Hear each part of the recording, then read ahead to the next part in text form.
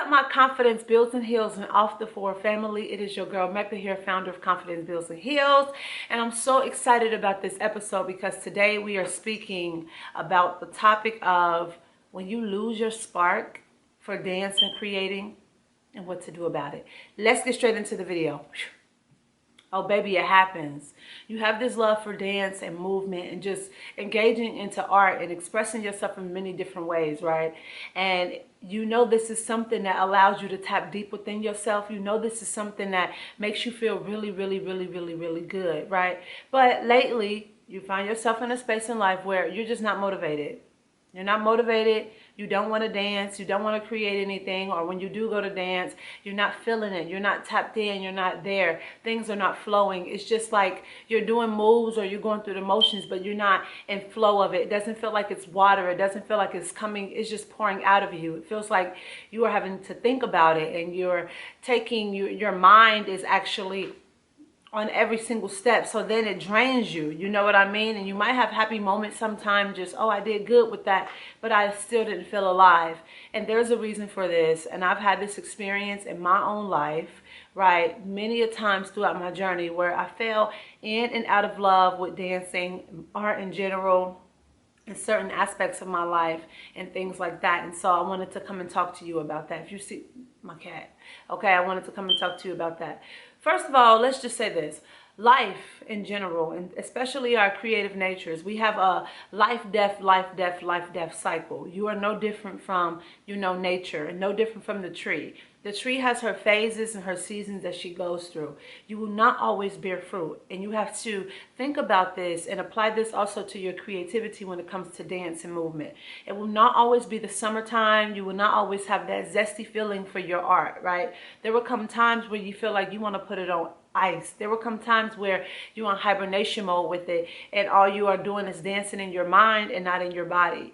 What I highly recommend is you don't beat up on yourself. You just go with the flow and you allow whatever it is to actually be at play, wherever season that you are in. And just understand that, yeah, just because you are in a certain season and it doesn't look like the other season doesn't mean you cannot create. For example, when I'm in the spring or summer season of my movement, right, you feel zesty, you feel creative, you want to make up things, you're dancing to 3 or 4 songs, you're doing all of this stuff with your body, taking your body to a different level, to another limit. Like, you're just going there. You're, baby, you living it up.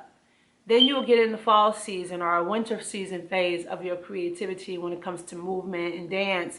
You just feel like doing one style of dance, or, you don't really want to move your body as much, or you're dancing in your head, or you're chair dancing, or the dance, the amount of dancing that you do is not as much. Maybe you used to dance 4 to 5 hours out of the day, and just getting 30 minutes to an hour out of you is just enough, or just taking the life out of you. Like, okay, 30 minutes to an hour, woo, that was a lot. Now, a lot of people beat up on themselves because of this, but this is not something that you should beat up on yourself about. It is natural. However, if you're in a space like this and you're getting booked to dance as a dancer, or if you have to teach dance classes like myself, I highly recommend that you really tune into yourself and know where your energy lies. So for example, my creativity and my energy lies the first thing in the morning. That's my peak. So when I have high energy in the morning, I know that's when I need to dance and create. So if I have a class coming up and I'm sharing art with someone, the first thing I do when I get up in the morning after, my morning meditations and things like that, the first thing I'm going to do is go into my space and dance. Turn on, block out an hour, create an intention in my mind as to how I want the piece to be, and then just dance, right? Which makes me go into the next part. Sometimes you feel like that because you don't have an intention. You're just going with the flow, and that's okay as well.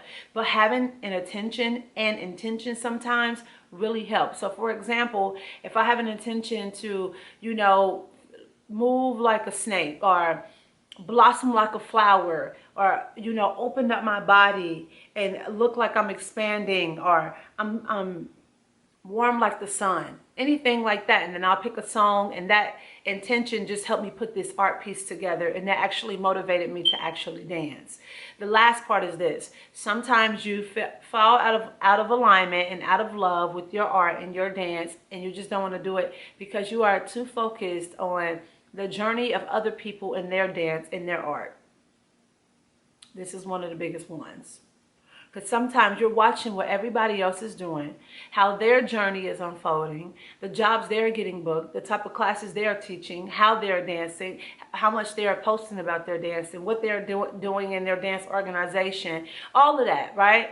Their training, all of that, that you lose focus and you lose sight of your own dance world, your own dance journey. And what I highly recommend for that is, if you are in that space, to literally purge from what you are looking at. So if you're on Instagram, for example, and you follow a lot of dancers, this is a good time to unfollow people or to put mute their posts and things like that. Mute the post in the story, or completely come off of social media. That's actually the best bet. You don't need to look at anything or anybody else, because what it's doing is penetrating your mind and your art. So when you get on the dance floor and you're about to paint this canvas, which is through movement, you're over here thinking about all of their stuff, and it's not coming from the deep space within you, because the images and the vibration of everything that they are doing is crowding your mind, crowding your creativity and your third eye.